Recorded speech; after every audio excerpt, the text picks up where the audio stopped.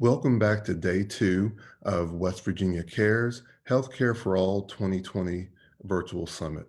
My name is Adam Starks, and I joined the Healthcare for All movement because I've had employer-based insurance most of my adult life, supposedly good insurance, but yet I remain thousands of dollars in debt at the end of each year.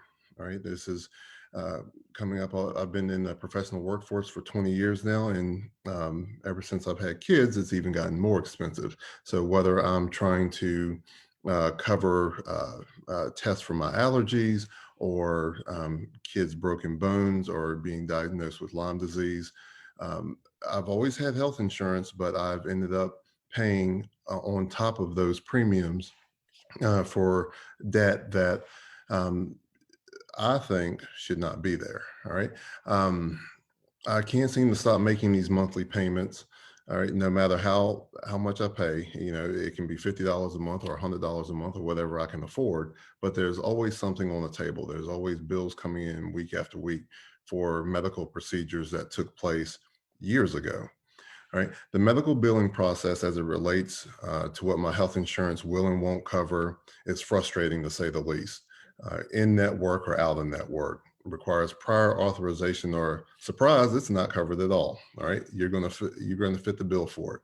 All right, one procedure or medication may be covered at 100%, and another, oh, we'll just do 50%. Or it's, surprise again, not covered at all. All right. If this ensnaring process is so complicated for me, I can only imagine the plight of West Virginians who are underinsured, or they just don't have insurance, or they forego insurance altogether. Right. So with that in mind, I believe this convoluted process just isn't necessary for the everyday hardworking American. Or if you can't work, you should still be able to afford some sort of insurance. Every other industrialized nation has figured out that healthcare is a human right, all right, and they are better off for it. I full well believe that this could be the case for every American as well, and I believe the team that I'm with now in Healthcare for All has the fortitude to do just that. All right, so I believe in this movement, and I want to do my small part in this good fight. Now, I'd like to turn it over to Miss Lisa Deal to go over our recent successes and more. Hi, everybody. My name is Lisa Deal. I'm the regional coordinator for West Virginians for Affordable Health Care. And I'm going to go over the legislative victories we had this year down at the legislature. And we are all very proud to be part of the Healthcare for All West Virginia campaign. And not just because it's important, we all know how important it is, but it's because we're winning. We're winning victories at our state legislature. Earlier this year, we passed not one, not two, but three important top priority bills on the Capitol agenda. It was amazing to watch this happen. People flooded the Capitol with phone calls, letters, people held events, they lobbied their legislators, and personally impacted folks just like you worked with legislators on both sides of the aisle to build strong coalitions around health issues. Some helped organize a trip to Canada to save up to 90% on insulin costs, which drew attention to the skyrocketing drug prices in the United States. Others hosted an ice cream social at the Capitol to remind lawmakers of the plight and struggles of West Virginians with disabilities. Hundreds of West Virginians joined together in asking legislators to choose people over profit when it comes to health policy. Thanks to these advocates, who are people just like you, the coalition won the fight to provide dental coverage to adults who use Medicaid. When that goes into effect in January, it will mean that 300,000 West Virginians will have dental coverage. They will be able to get preventative dental care and won't have to suffer the indignity of having all their teeth pulled after it's too late. This is a huge win for so many people in West Virginia. We also won the fight to clear the IDD waiver waiting list, which will provide home and community based services for people with intellectual and developmental disabilities. By clearing the IDD waiver waiting list, we had an outpouring of citizens at the Capitol and the legislature agreed to set aside $19.8 million to support all 1,084 individuals currently on that list. And we won the fight to reduce life-saving costs of insulin. We passed a bill to cap insulin copays at $100 a month for a 30-day supply. The price of insulin, which is made by only 3 manufacturers, has more than tripled since 2007. And winning a copay cap was a huge step in the fight to make life-saving prescription drugs affordable for everyone. And finally, the coalition helped defeat Medicaid work reporting requirements again. This would have led to at least 37,000 West Virginians losing their health care coverage. Medicaid is incredibly important for so many people here in West Virginia, and we need to keep defending it and keep fighting for it. Next, I'd like to introduce all 4 of our tremendously talented campaign coordinators who have been working very hard on the summit you guys have been watching the past day, yesterday and today. Amber Roberts is our Wood County campaign coordinator. Adam Starks, who you heard from earlier, is our North Central campaign coordinator. Kim Jones is our Cabell County coordinator, and Hunter Starks is our Kanawha County campaign coordinator. All of them are going to now take you through our 2021 legislative agenda and explain what's on it and how you can all help us to get it passed. Take it away, Amber.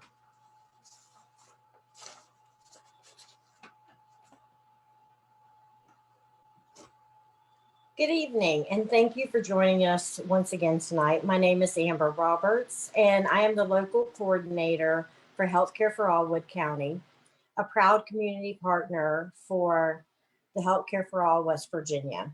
It is our mission to help make healthcare more affordable and more accessible for West Virginia families. Speaking on behalf of myself and the other statewide local coordinators you will be hearing tonight, we are sincere in our hopes that you will join us in our efforts to build a healthier West Virginia. I will be talking with you about 2 of our 2021 agenda items that are near and dear to my heart. The first agenda item is establishing a Medicaid buy-in for our beloved state of West Virginia. You may be asking what a Medicaid buy-in is. A Medicaid buy-in is a model of healthcare coverage that gives people who are not eligible for Medicaid yet and cannot afford private insurance through the marketplace or workplace provider insurance the opportunity to purchase a health plan that leverages Medicaid's provider networks, administrative infrastructure, and purchasing power to reduce the cost of health coverage for West Virginia state residents. The Medicaid buy-in program offers health care coverage to people who are working and whose earnings and resources might otherwise make them ineligible for Medicaid. The Medicaid buy-in program is an optional state Medicaid program that states may choose to provide. Most states have a Medicaid buy-in program as of April 2014. However, not all states have a Medicaid buy-in program that goes beyond the scope of coverage offered to individuals with disabilities. As of April 2020, Colorado and Washington State have Medicaid buy-in programs, and New Mexico is in the process of implementation of a Medicaid buy-in as well. Each state has some latitude in the design of their Medicaid buy-in program. So eligibility criteria for the program vary by state, but eligibility determination considers factors such as employment, disability, income, and other resources. A Medicaid buy-in program in our state would allow us to achieve specific goals, like improving coverage affordability, increasing enrollment in healthcare coverage, making healthcare coverage transitions more seamless, reducing overall healthcare coverage costs for everyone, improving marketplace competition. Eligibility would include West Virginia state residents, both individuals and families, without affordable employer health care coverage and who do not qualify for Medicaid, Medicare, or Affordable Care Act, the ACA's assistance. People like you and me. That is correct. I, with many working West Virginians, would benefit greatly from these programs because as of now, we do not have insurance and haven't for the entire year. You're probably wondering how this could be funded. While I don't have time to go into full detail, there are some options that could potentially fund Medicaid buy-in programs in our state that I'm happy to share with you. The first is to replace the recently phased out federal health provider fee with a state version. Hospital fees is the second. Revenue generated from the legal production and use of cannabis, if marijuana legalization is under consideration, which it is, it could be a source of funding these programs. Utilization of the flexibility allowed under the ACA to create a new state administrated option as an alternative to existing exchange coverage. I'll go into these a little bit further. The healthcare provider fee that I mentioned. The ACA originally included a fee on health insurance companies averaging 2.75 to 3% of revenue. Fees phases out this year. Several states have enacted state versions to pick up where the federal government left off. Opportunity to leverage federal dollars by including Medicaid MCOs in the fee. According to Families USA, West Virginia could raise $70 million that was previously going to the federal government. The hospital fees I talked about. Hospitals stand to benefit from Medicaid buy-in due to reductions in uncompensated care and more covered patients. Medicaid is often funded partially through fees on hospitals. Funding for Medicaid buy-in could also be generated through similar fees. The taxing of marijuana legalization. Marijuana legalization has led to significant new revenue streams for other states. If West Virginia plans to do so, it could be an opportunity to fund a Medicaid buy-in. A 2016 report published by the West Virginia Center on Budget and Policy, examining the potential economic and budgetary impacts of legalizing cannabis in the state, concluded that West Virginia could raise approximately $45 million in taxes through legalization. In 2020 legislative session, a bipartisan effort to legalize for personal use was introduced in HB 4625. Though it did not pass in its current form, similar efforts are expected in the 2021 legislative session. The utilization of flexibility allowed under the ACA. Seek a federal waiver approval, specifically states taking approaches that focus on the individual commercial market would need approval under Section 1332 of the ACA, which allows states to apply for waivers of the ACA requirements. Please keep in mind, these are just some of the ways that we as a state can fund the Medicaid buy-in program. Remember in my introduction, I mentioned I had two important agenda items I would be discussing with you tonight. It has come to that time, and now I would want to switch gears and talk to you about CHIP buy-in programs. Stands for Children's Health Insurance Program. So this program provides a low-cost health coverage to children and families that earn too much money to qualify for Medicaid.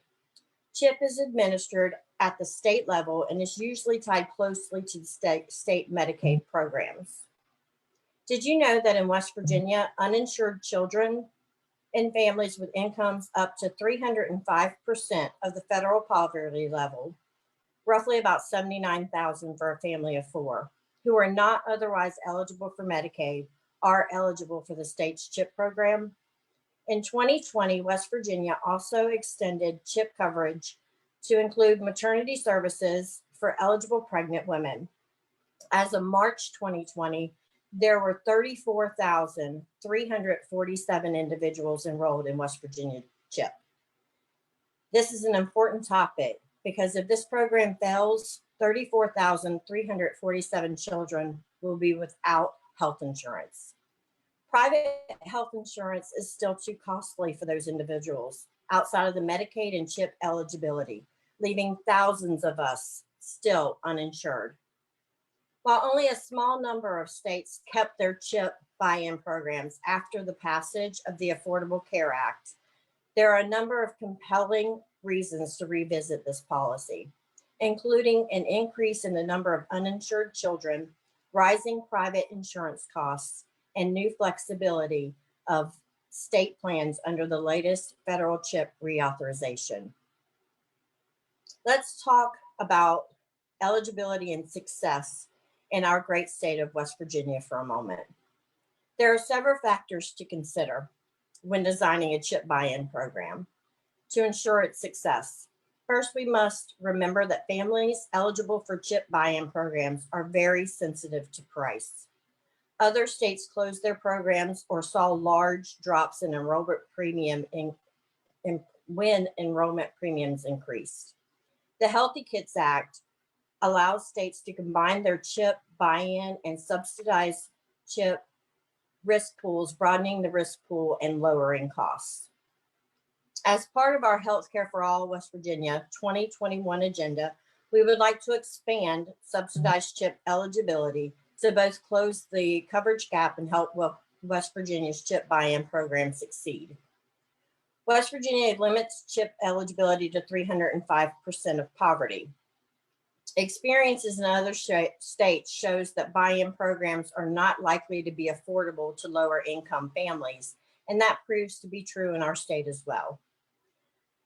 New York and Pennsylvania both saw increases in CHIP buy-in program enrollment after increasing eligibility for subsidized CHIP. Pennsylvania's CHIP eligibility is up to 319% of poverty, and New York's is 405%. This gives lower income families more affordable options with CHIP.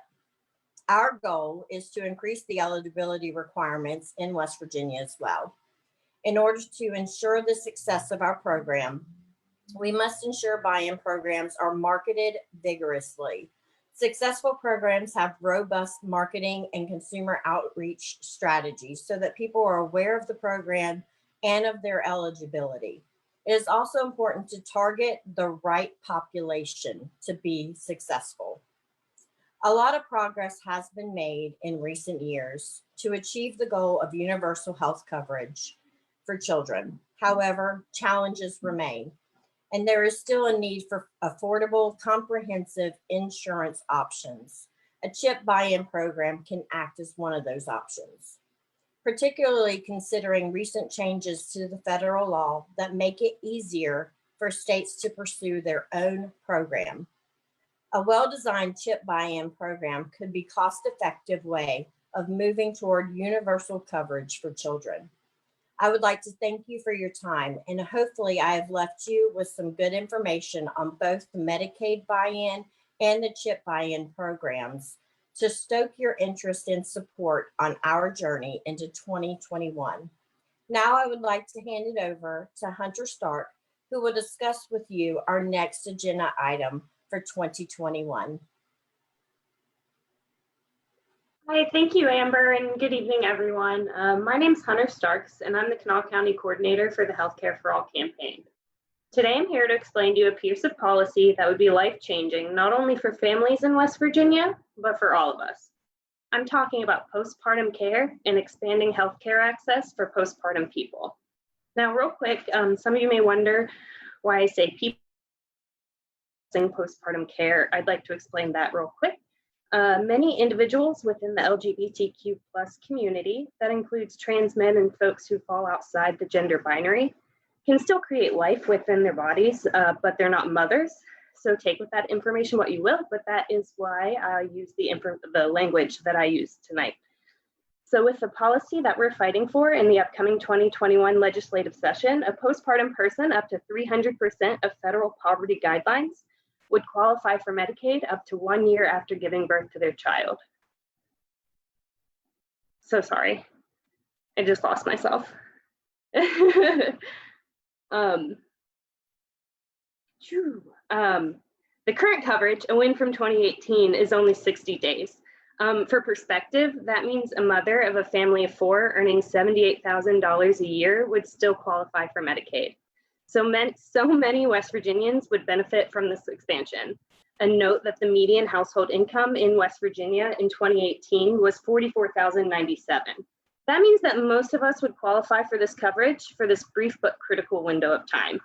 Now we're going to hear from my friend Sarah, who would have personally benefited from an expansion to postpartum Medicaid services. Hi, I'm Sarah. I was talking to a friend of mine who was telling me about our efforts to get postpartum Medicaid expanded. This is personal to me and something that I think we really need to do because of my own experiences with pregnancy and postpartum care or lack thereof. My first pregnancy, I had an emergency C-section 29 and a half hours after going into labor, and I had severe postpartum depression. I couldn't eat. I thought I was panicking when I tried. I didn't have full Medicaid, so I couldn't afford prescription medication. I couldn't afford treatment, and after 6 weeks, I had no insurance at all for care for my depression, for care for my health, for follow-up testing from some endocrinology problems during the pregnancy. I had very high thyroid signaling hormone levels during the pregnancy, but it's not something that they can go by because all of your hormones are crazy when you're pregnant. So afterwards, they're still going crazy, and they have to wait till it settles down. But I no longer had care. It took me years to get care from what turned out to be a thyroid disease because I didn't have insurance. My second pregnancy, I had a blood clot attached to the inside of my C-section incision that needed care beyond the 6 weeks that you get with pregnancy Medicaid. I didn't get that. There was no way. And there again, I still had severe postpartum depression. I had a lot of trouble, and it led to me to deciding that I was going to get my tubes tied and not have any kids anymore. And I did, because I could never get the care that I would need after a pregnancy. Maybe some people don't realize, or maybe some people don't care, but side effects from pregnancy continue for several months after you're done with the initial healing of the birth itself. Your hormones take months to try to get back on track, and if they don't, and you stop getting care at 6 weeks, you're just kind of out of luck. If you have severe postpartum depression, you're out of luck. If you have major hormone issues, or if you're still bleeding, you bleed for weeks after pregnancy. With one of my kids, I bled for 10 weeks. I was covered by a doctor for 6 weeks of that. There was nothing that was going to be done unless I was hemorrhaging and had to go to the ER. I think that it is incredibly important that we expand this coverage. And I think the financial aspect is important too. I was a single mom with 2 children by the time my second was born, due to finding out that my ex was on drugs that I hadn't been aware of. So it doesn't really make sense that somebody making less than West Virginia's minimum wage, because I was in Florida at the time, could not qualify for low-income Medicaid, but I didn't. So I had no continuing care. I think that we need to raise the income limit for pregnancy Medicaid specifically, because there's nothing more important than our children, but what's most important to our children is their parents.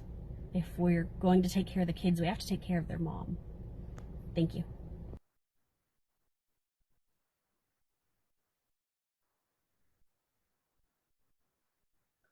Thank you, Sarah, for opening yourself up and sharing with us.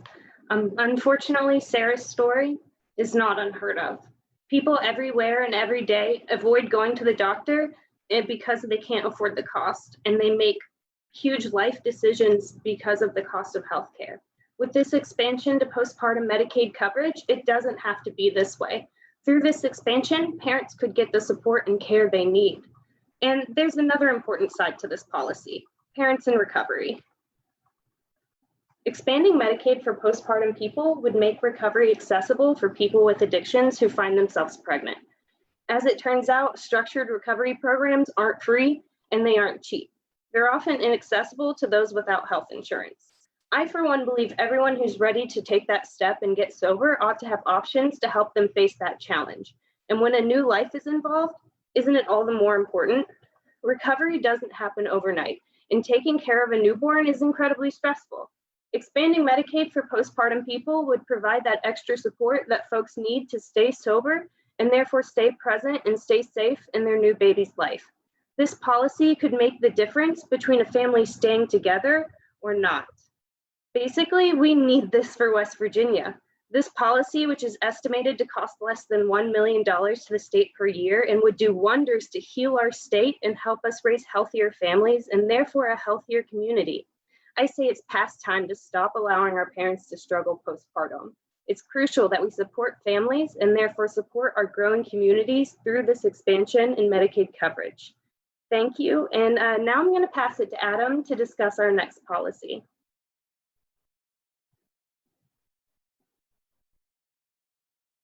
All right, thank you, Hunter, for that informative presentation. All right, so think about this. Vision care is optional, all right? Or it's something that you can ignore, right? This is the prevailing mindset within the health insurance industry, all right? Who needs these, right? You don't need to see. All right, a decline in eye health isn't necessarily unique to me, all right? You just saw my glasses there. All right, thankfully I don't need them all the time, but they are valuable to me when I'm reading and such. Earlier this year, this summer actually, I was diagnosed with glaucoma. All right, glaucoma, without getting too much into it, it predominantly impacts older Black males. And this is something that I just caught by chance with an annual eye exam. My eye doctor here in Barber County referred me to someone in Elkins, and they ran a bunch of fancy tests. I couldn't even name half of them, but thankfully he was able to diagnose it and prescribe some horribly expensive eye drops. These things are Visine on steroids practically. So you're looking at $100, all right, for some eye drops. It's amazing. However, my story has a happy ending. All right, within weeks, my pressures dropped back to normal levels. However, I will have to stay on these eye drops for the rest of my life, right, to prevent glaucoma from taking my eyesight away. I'm an avid reader. I love to write. I've actually published some books. Without my eyes, none of this is possible. And so this is absolutely valuable. It got me thinking, though, what are the consequences of not having insurance? All right, I have insurance right now through my wife's employer. What does my wife's employer have to do with my eyesight? All right, not a whole lot. All right, thankfully she's a nurse, and she kicked me out the door to send me to the eye doctor and make me take care of myself. But not everyone has that. All right, so I'm blessed on that front as well, to have someone who cares about me and to have insurance. All right, but we're here to talk about vision insurance and why this needs to be added to Medicaid. All right, I can only imagine not being able to afford the ophthalmologist his services, and then thinking, well, I got through that stage. How am I going to afford these $100 eye drops? And the bottle is about as big as my thumbnail here, and it's $100. And so I have to refill it practically every 2 weeks. All right, so you're looking at $200 a month for something the size of my thumbnail right here, just to give you an idea. I definitely got in. Someone's making a mint off of me for the rest of their life. All right, that being said, while some states still don't allow vision services to be covered by Medicaid, West Virginia allows certain services to be covered once every 3 years. The issue with this is while it's a start, it's a far cry from what's needed with our eyes. All right. You heard that I'm a reader and a writer. Those are things that I take for granted today. All right. In terms of blindness, you know, all that stops. And that's something that we have to think about. So I want you to envision that as I go through my spiel here. Um, Again, West Virginia allows it every 3 years, but we really need annual screenings. Improvements in coverage and allowance for annual eye exams should definitely be made, as eye diseases can certainly appear within that 3-year time frame. Um, the, some of those causes, like glaucoma, all right, if it's not caught in time, can be irreversible. Eye exams should be conducted annually, and so far only 9 states offer this important need through Medicaid. And West Virginia is not on that list. We're actually one of 12 that allows every 3 years, and I'm not sure how they came up with that time frame, but we need to get it down to 1 year. So that is my goal as someone working for Healthcare for All. All right. Now, something else to consider based on figures from the American Academy of Ophthalmology, AAO, 3.7 million Americans are burdened with various eye diseases each year that can lead to a whole host of other ailments. All right. Eye exams are essential,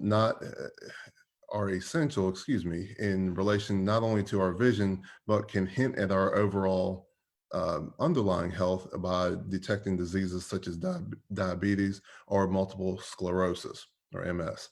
All right, and that can be detected on through a thorough eye exam, prompting referrals to begin treatment sooner, thus slowing progression. All right. Diseases such as diabetic retinopathy can malign a patient's eyes, causing permanent damage, leading to a host of other problems, such as complicating everyday activities that we take for granted. Right. Moreover, if an adult enrollee needs corrective lenses, all right, like I'm showing you here, all right, for my astigmatism, all right, one is covered if you know, a cataract. One of the coverages that West Virginia offers right now is cataract extraction that is taking place within the last 60 days. So you need that. Um,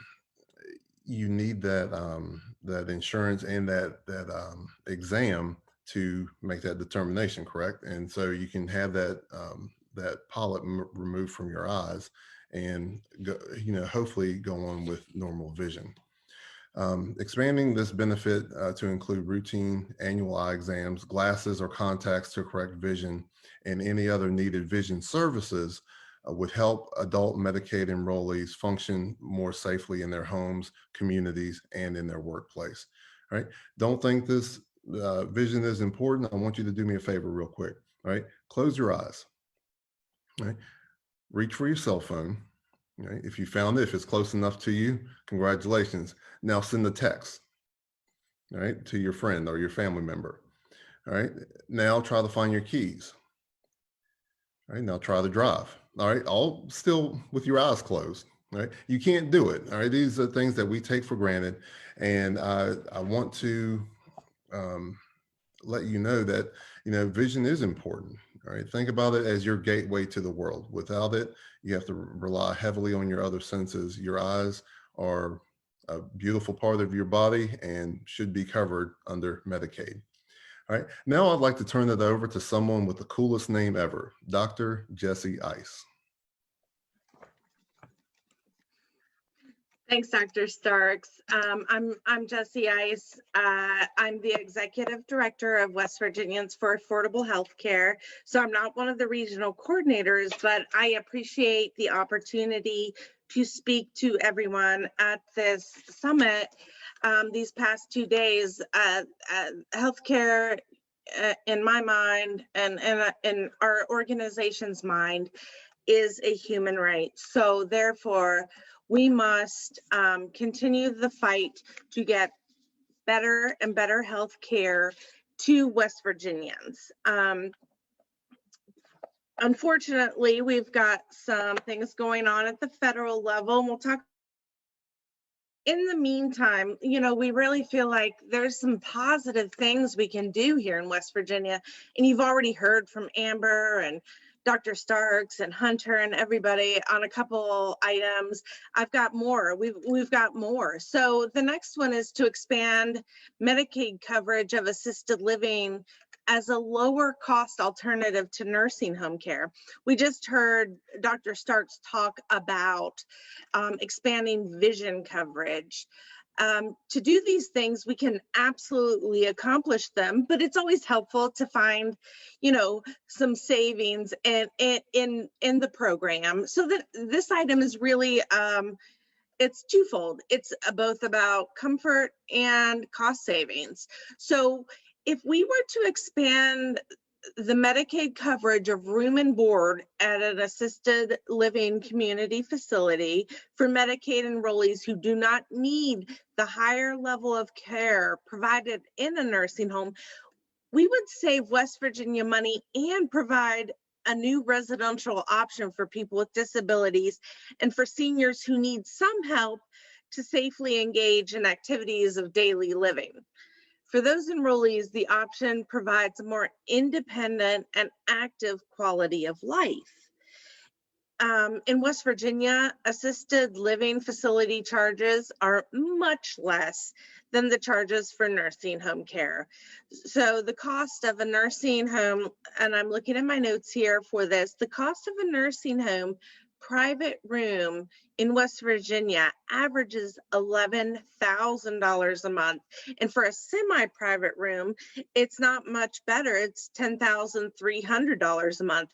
So in West Virginia in 2019, the average cost of assisted living is $3,619 a month statewide. So we're saving almost $10,000 to provide the care and comfort for folks in their home if we were able to pass expanded Medicaid coverage of assisted living. West Virginia, through its Medicaid personal care option, pays for personal care for state residents in their place of residence. That could be in their own home, the home of their family members, sometimes assisted living community facilities. That's fine. Sometimes even adult family care homes. If the care is provided in an assisted living residence or a family care home, no funds from this program can be put towards the cost of room and board. So for Medicaid to actually cover room and board, an enrollee must be moved to a skilled nursing facility or a nursing home. Our proposal is that if we could expand Medicaid coverage of assisted living costs, we would not only save money, which we would save thousands of dollars per enrollee, but we would also provide enrollees with the comfort of living in their own home or with their family members. So that's a coverage that we could do. So if we save money here, then maybe we could put money there. This is a place where we could absolutely save some dollars and make people more comfortable. So that's my first item. You'll see from me again here in just a second, but for now I'm going to turn you over to Hunter again. Thank you. Hi, everyone. Thank you, Jesse, and hi again, everyone. This time around, I'm going to talk about telehealth. So telehealth services allow for patients to see their doctors and other providers virtually. That can mean through their telephone, smartphone, a tablet, or a laptop. As a response to the coronavirus pandemic, Governor Jim Justice signed the 1135 COVID-19 Medicaid emergency waiver, which expanded West Virginians' access to telehealth by making all telehealth visits reimbursable to healthcare providers. These changes have allowed providers to expand their telehealth services, making healthcare more accessible and safe to access for West Virginians on Medicaid. This is a game changer in rural West Virginia, especially in the time of COVID. Telehealth services remove transportation barriers for patients, so families who don't live adjacent to the care they need don't have to physically travel to their doctor. Telehealth services also allow for patients to stay home and safe out of clinics and hospitals when it comes to routine visits. So I had a chance to speak about the benefits of telehealth services with Dr. Angie Settle of Health Right Free Clinic. Health Right Free Clinic provides an array of healthcare services to low-income and uninsured folks in and around Charleston. Thanks to the Medicaid emergency waiver, Health able to provide telehealth services. Dr. Settle described telehealth expansions as the one positive thing out of COVID since seeing the vast benefits to their patients. No longer do rural patients have to travel an hour or more to the clinic for routine care. Behavioral medicine is more accessible than ever to patients, which is crucial in these times. Fewer people in the clinic means those who have to physically go in are at less risk, and the clinic staff are at less risk when fewer people are physically visiting the clinic. Since it has been so successful and beneficial to their patients, HealthRight is currently seeking out grants to make telehealth a permanent service in their practice.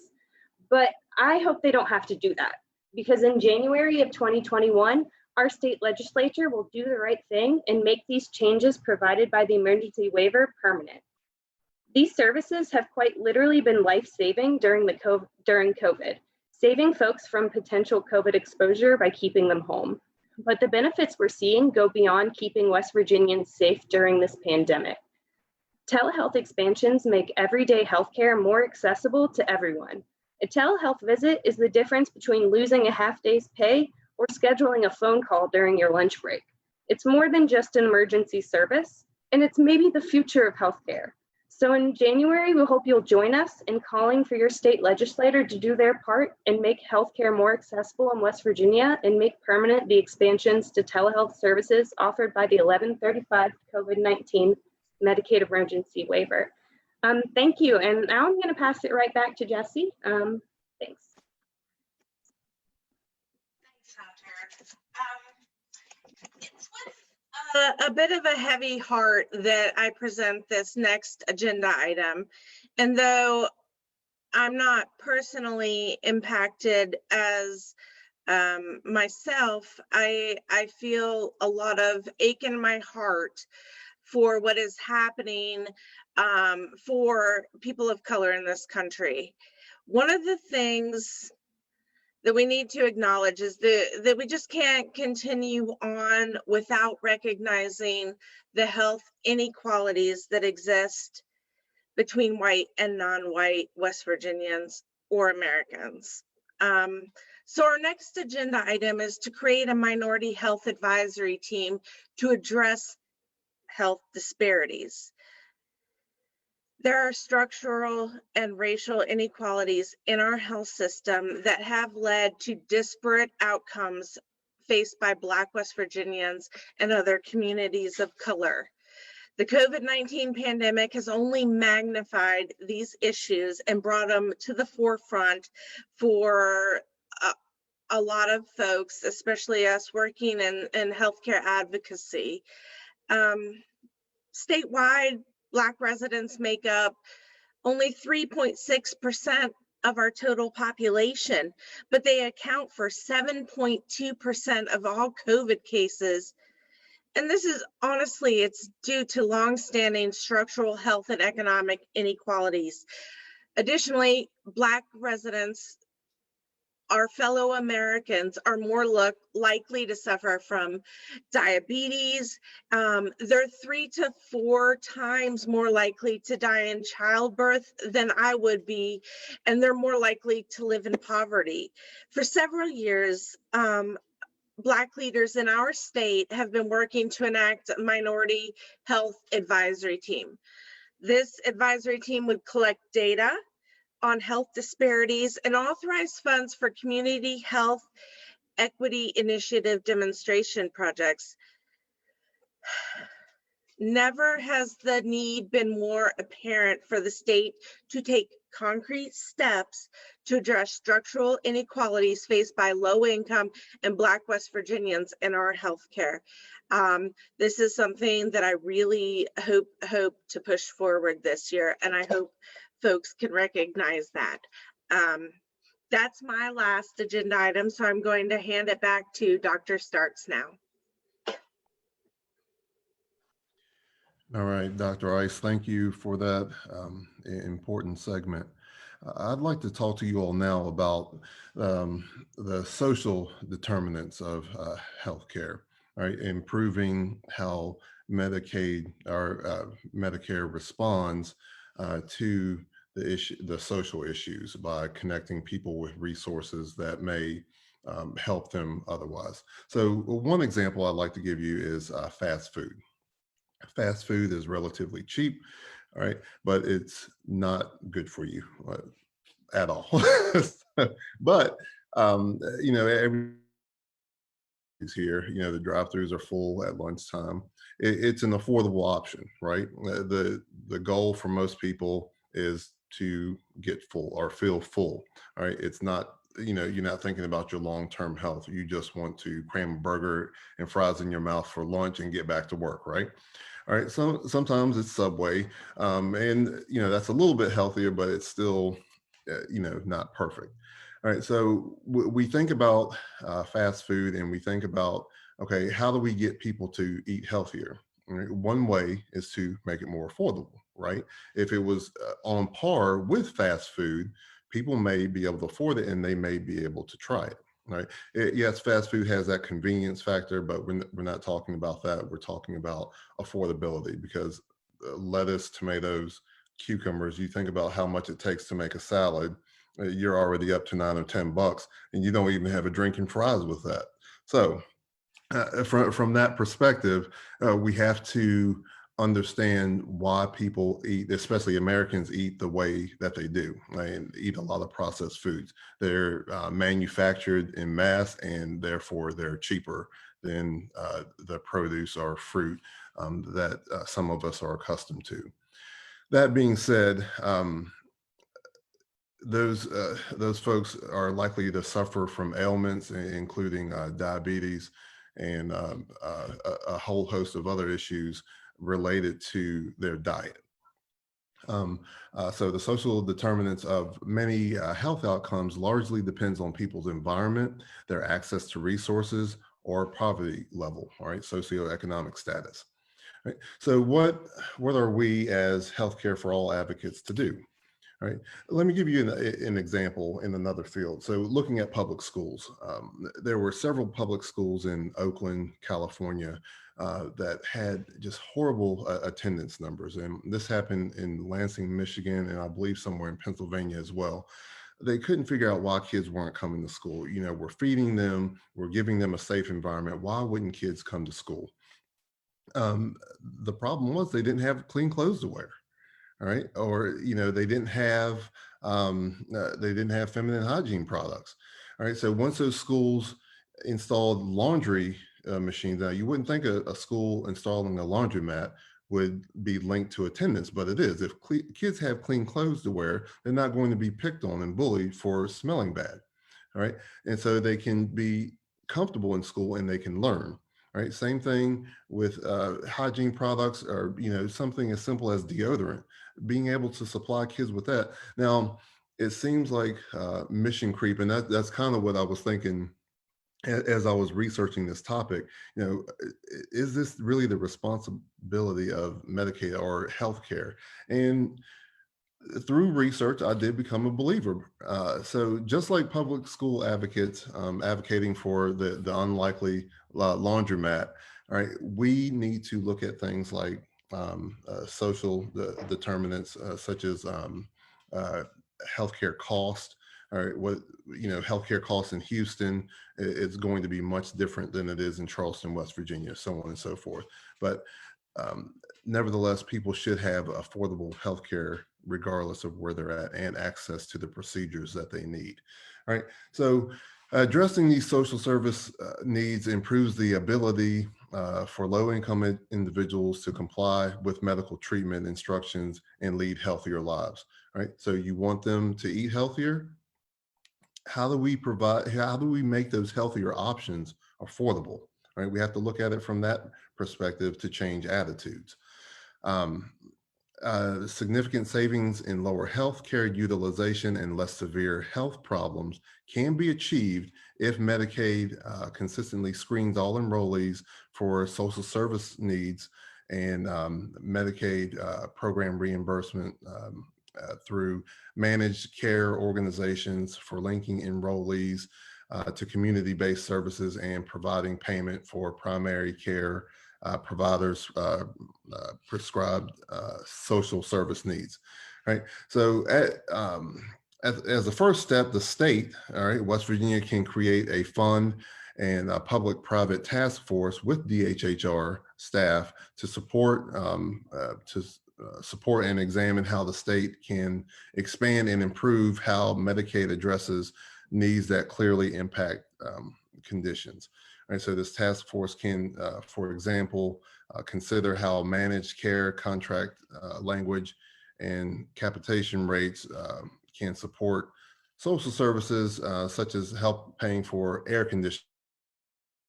That's one prime example, because that West Virginia has high rates of children with asthma, and which may be linked to smoking in the household. So another aspect we can look at is, why are people smoking, and what can we do for them to get them to quit smoking for the sake of their child's health and for their own health. Right? These upfront social needs investments can save long-term Medicaid spending on crisis medical interventions, all right, later down the road, whether it be cancer or something of the likes. Right? Other organizations are doing great work throughout fields varying from homelessness to climate change. Right? Pollution is something that leads to a lot of health ailments. People don't think about it, but they certainly do. So it's not too far-fetched to partner with these various agencies to address some of the disparities in healthcare. One shining example is the West Virginia Pharmacy Program, spelled FARMACY, all right, pharmacywv.com. All right, this program helps West Virginians afford produce. Right, so they get diagnosed to eat healthier, or they're prescribed to eat healthier, and then they get a voucher for this program, and that's being used right here in Barber County's health center and in our farmers market. And that's a fantastic program and a fantastic example of how these social determinant structures can create positive impacts in the community. Right. So just something to think about. People with chronic diseases can certainly be healed, and they can be motivated to follow procedure, medical, proper medical advice. All right. Now I am turning it over to Ms. Kim Jones. Hi, thank you, Adam. I am Kim Jones, and I am the healthcare coordinator for Cabell County, the Healthcare for All coordinator for Cabell County. According to the AARP, 74% of West Virginians are concerned about their healthcare and the cost of their prescriptions. I know, because I'm one of them. I got involved with the Healthcare for All campaign because of my daughter, Katie, who's a type 1 diabetic. Besides suffering from the effects of the disease itself, many Americans with diabetes also have to suffer financially because of the cruel and unethical cost of insulin. The rising price in insulin in America is nothing short of a crime. I've kept the receipts for my daughter's medications, and the price of her insulin before insurance in 2009 was $350 a month. 10 years later, it's $1,470 a month. $350 to $1,470. Same brand, same amount. It's heartbreaking to see story after story of Americans dying from rationing insulin. As the mother of a diabetic, I'm afraid that one day my daughter might not be able to afford the medicine she needs to live. And I'm trying to change this because I love my daughter and because I believe this is a social justice issue. Last year, a group of West Virginians who agreed that high price of medicine was too much to bear took a bus ride to Canada. I want to thank Bobby Lee Messer for sharing his powerful video with us.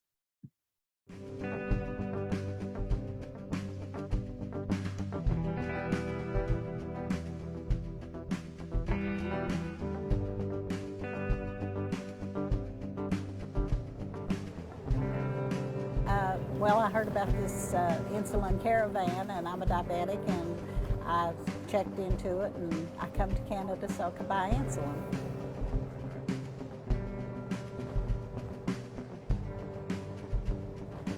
Without insulin, I would probably not have a life, because I've been a diabetic since, well, it's been almost 29 years. I was 42 and I'm 71 now. And I probably wouldn't be alive without insulin. And we are going across the Peace Bridge right as we speak between the United States and Canada, which is pretty cool. There's a monopoly on the price of insulin.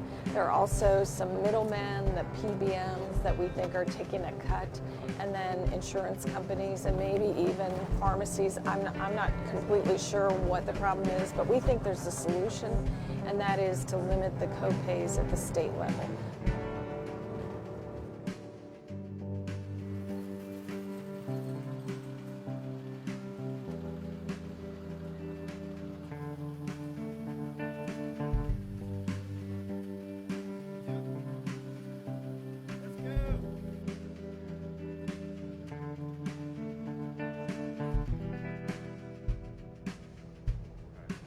We didn't have a huge number of people. We had some insulin dependent people who didn't buy and just wanted to see what the price difference was because they had just recently purchased their insulin. And then we had some people that purchased it. So we had a mixture of different people that were insulin dependent on the bus.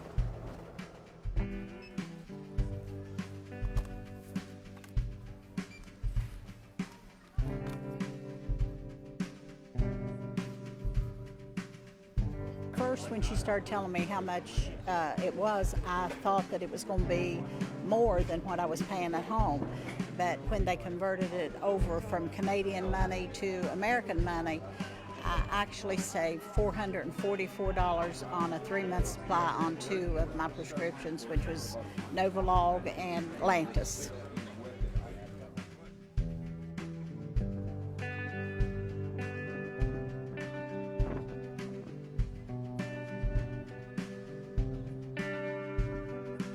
Today made me feel really good because I was able to get insulin at a lower cost, and I also got to meet a lot of new people who share the same passion for affordable healthcare that I have.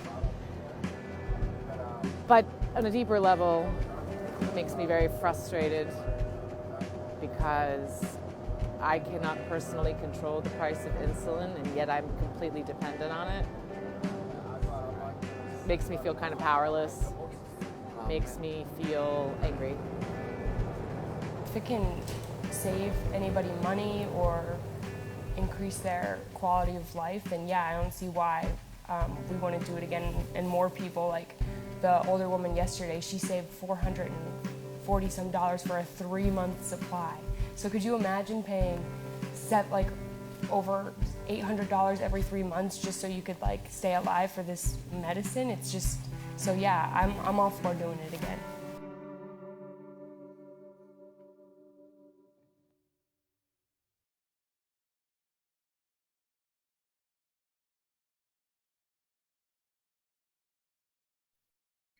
I think we can all agree that if the citizens of the richest nation in the world need to cross international borders to get affordable medical attention or medicine, there's something fundamentally wrong. That's why one of the changes we want to see is the creation of a prescription drug affordability board. This board would have the authority to regulate high drug prices for Medicaid and PEIA. And that would save not only consumers money, but it would save the state money. I think it's clear to see that we can't continue to be patient. We can't keep hoping that this candidate or that party will fix our broken healthcare system. Change for working class people always starts at the bottom and works its way up. This bus ride led to a campaign to lower insulin prices in West Virginia. Healthcare for all and like-minded people around the state started working to make this a reality. There was powerful opposition to this bill. Pharmaceutical and insurance companies have a lot of influence in state and federal lawmaking.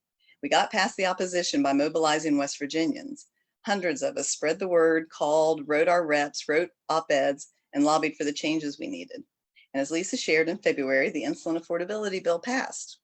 And that is how we will get our healthcare system that provides everyone in our state with the care and dignity that they deserve. And like the insulin bill, we can't do it alone. If you believe that everyone in our state should be able to afford the medications and the basic healthcare they need, please join us. We have many great wins this year, and with your help, we can see these policies that we've talked about this evening turn into laws that change the lives of vulnerable West Virginians. Thank you, and I'm going to pass it to Eve. Hi, my name is Eve Markham Atkinson. I'm Communications Coordinator for West Virginia Citizen Action Group, and I'm a volunteer with the Cabell County Healthcare for All campaign, helping out Kim with to-do lists. I'm here because I have a chronic health condition, my roommate is disabled, and my parents are among the vulnerable. All of us deserve equal access to affordable health care. One of the issues we'd like you to consider is paid leave. I'd like to talk to you today about enacting paid sick medical leave and paid family leave for West Virginians. A critical component to overall health is having paid job protected time off to deal with illness and care for family members who are seriously ill. Currently in West Virginia, too many are forced to choose between having or keeping a job and fulfilling family caregiving responsibilities. This leaves many who want to work outside of the workforce altogether and deprives businesses of quality workers. A statewide paid family and medical leave program would guarantee West Virginia workers the ability to take paid time off to recover from a serious illness or to care for a sick family member or a new child, and allow businesses to retain skilled, trained employees. 8 states and D.C. have enacted paid family and medical leave programs, which are fully funded through joint employer and employee contributions. While most other modern countries across the world have some type of paid family and medical leave program, the U.S. does not. Only 13% of private sector workers in the U.S. have access to paid family leave. 25% of U.S. mothers return to work within 2 weeks of giving birth. In '93, the federal government passed the Family Medical Leave Act, entitling workers for up to 12 weeks of leave to care for a new child, a sick loved one, or themselves. However, FMLA leave is unpaid. Could your family afford to go 3 months without a paycheck? The vast majority of working people in the U.S. do not have paid family leave through their jobs. In West Virginia, even unpaid leave under the FMLA is inaccessible for 61% of working people. This means West Virginians face impossible choices when new children are born or adopted, and when serious personal or family health needs inevitably arise. Paid leave for the birth of a child is required in every country save 3, Suriname, Papua New Guinea, and the United States. In the age of COVID-19, it is imperative that people can stay home from work if they are sick or to care for a sick child. They shouldn't have to choose between bringing sickness into work or schools and paying their rent or mortgage. With paid family medical leave available to every West Virginian, it will make us safer. 8 other states, plus D.C., have passed paid family leave acts with 12 weeks of paid leave that includes Massachusetts, Washington, New York, New Jersey, California, Rhode Island, Massachusetts, and Connecticut. Taking care of a loved one should not depend on your income level. Connecticut Lieutenant Governor Susan Bysiewicz said this policy gives workers the opportunity to face some of life's most difficult challenges without the added burden of having to choose between earning a paycheck and caring for the ones they love or themselves. This is also a major step forward in the fight for women's equality and closing the gender pay gap. In West Virginia, 46% of workers lack access to paid sick days. Black, Indigenous, Latinx, and other people of color are least likely to have access to paid sick days. Older West Virginians will face increased family and medical care needs. Nearly 1 in 4 workers are age 55 and older. In less than 15 years, the share of the state's population age 65 and older will grow by more than 1/3. Older workers are more likely to experience serious medical conditions that require care.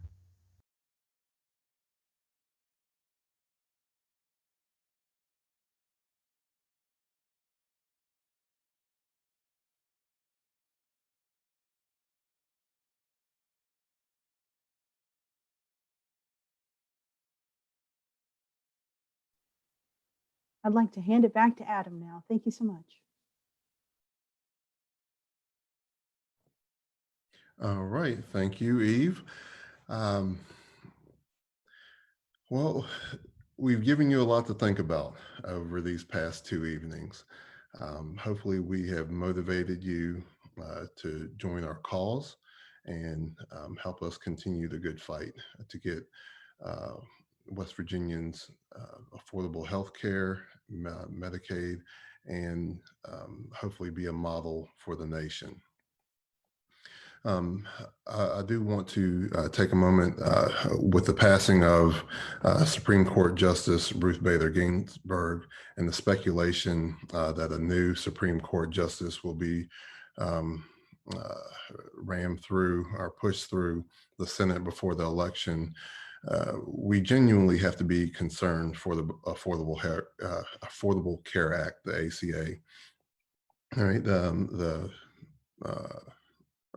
court hearing takes place on November 10th, and the impact of that can be substantial and even devastating for over 20 million Americans who were placed, who may or may not have pre-existing conditions.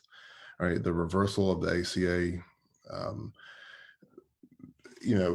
it will dampen all of our progress. We knew that wasn't perfect, all right, to start, but it was progress and it was heading in the right direction. All that can be lost based on they won't have a verdict or anything by November 10th. That won't come until the spring, but it could be detrimental for us with that new Supreme Court justice under the current administration and GOP-led Senate.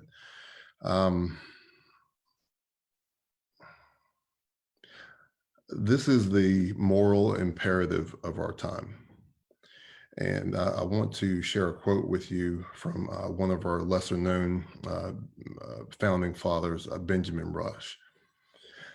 Unless we put medical freedom in the Constitution, the time will come when medicine will organize into an undercover dictatorship to restrict the art of healing to one class of men and deny equal privileges to others. The Constitution of the Republic should make a special privilege for medical freedoms as well as religious freedom. Again, that's Benjamin Rush, right? Founding father of American psychiatry and signer of the Declaration of Independence, right there above Benjamin Franklin for you history buffs. All right. I'm glad to call him a founder because he was also an abolitionist. And so the man was well before his time. But you think about that. So as we all know, the freedom of religion succeeded while the freedom of healthcare access fell by the wayside. So since 1776, generations of Americans have continued the good fight for every American's right to healthcare. However, it is important to note that our opponents have worked just as fervently to hamper and regress our advancements.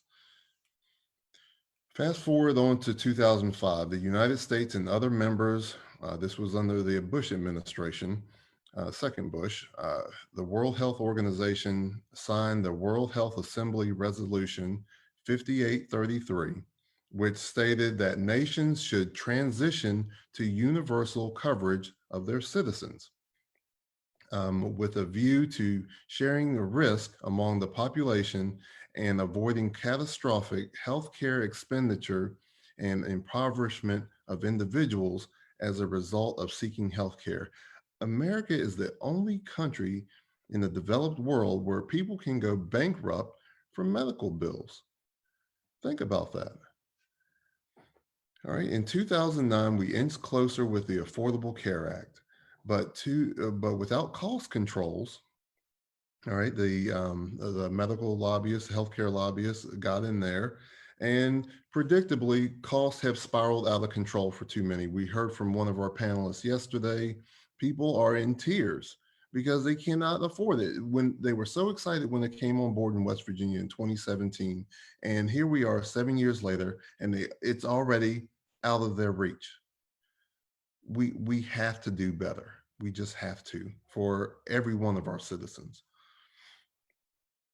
Um, that being said, as a result, as you just heard from Ms. Jones there, tens of thousands still travel across our borders to Canada for cheaper meds, and they travel to Mexico for cheaper surgeries. All right, I have a in-law who I considered rich. You know, she lives there off of a lake in Tacoma, Seattle. You know, they flew us out there. I was like, wow, man, she's got a lot of money. She flies to Mexico for her surgeries because it's tens of thousands of dollars cheaper. Okay, and so they know the secret, and they are willing to um, they are willing to go the extra distance to save money because in the end it's just cheaper for them. All right, by establishing cost controls for services and prescription drugs, Medicaid for all is a feasible possibility. I mean, think about since 2001, we have increased our military spending by double digits every year. After 9/11, they get on average a 10 to 12% increase. Sometimes it's up to 15% increase year in and year. Think about this. What if we spent that money on our citizens here to provide universal health care? Think about what that would do for us. You talk about protecting us, then protect our health, are the most important part of all of us. A better West Virginia and America are possible. We have celebrated many small victories along the way, as you've learned tonight. Yet in 2020, United States is one of the world's only developed nations that does not guarantee coverage for its citizens. And I know I've said that. I'm going to say it again, and I'm going to say it again and again, because people need to hear it. We deserve this. All right. West Virginia has also celebrated statewide victories and continue to address our state's additional needs, as you've heard throughout this conference. So in short, our moment is now. All right, we cannot continue to inch along or be passive. The consequences will continue mounting countless American lives each year. We just passed a horribly grim milestone of 200,000 dead Americans from COVID-19. 200,000, that's more than 5 of our deadliest wars combined. Okay, and no, they didn't die in a spectacular plane crash where buildings came crashing down. And so, you know, we're just going about our everyday lives and really not talking about it because, well, truth be told, it wasn't a priority. All right, it wasn't a priority because America hasn't done their part. We haven't shown the value that healthcare deserves. So I think I'm saddened, to say the least, with the 200,000 lost. But I also think about the countless Americans who have recovered and will probably have lingering effects for the rest of their lives. All right, and that's something that a lot of people are not talking about right now. Our politicians are not talking about right now.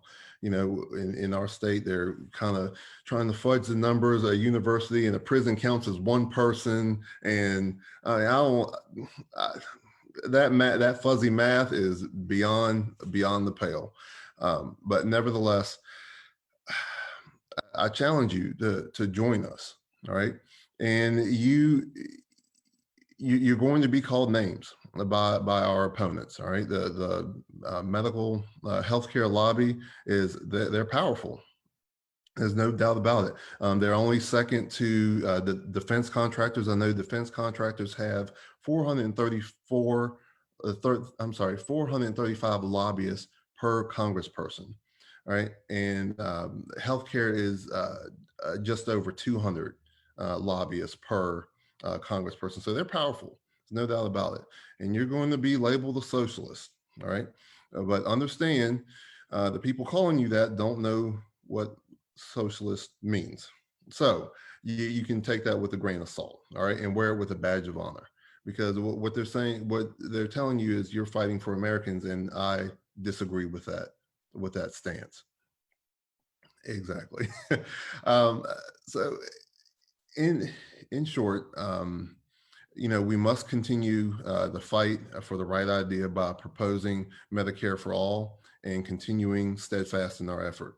Here is how you can help us progress. All right. First, sign up on the website healthcareforallwv.com. That's going to be in the comment section and everything. Take our survey. All right, that's a simple first step. Take our surveys. We need to know where you're at so we can know how to help you. All right, and how to help achieve our goals of Medicare for all in West Virginia. All right, share your story. We need to hear more of your stories. You've heard some of mine tonight. You didn't hear all of them because we didn't have enough time, but I'm definitely willing to share them. And they've been many through my adult life and my childhood.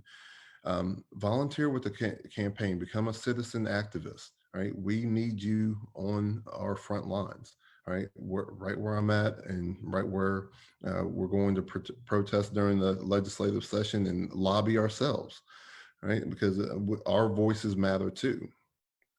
And lastly, contact your congresspersons, all right? Mainly right now, the Senate, they cannot enact another Supreme Court justice to tilt the scales to allow them to take away health care from so many Americans.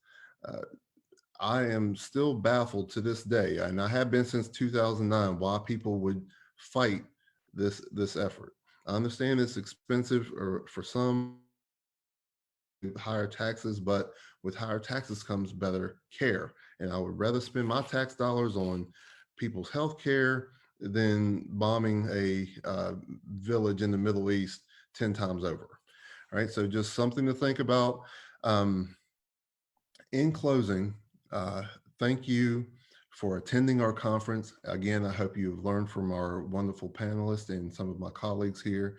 We encourage you to tell your story and continue alongside us in the journey toward healthcare freedom. Good night.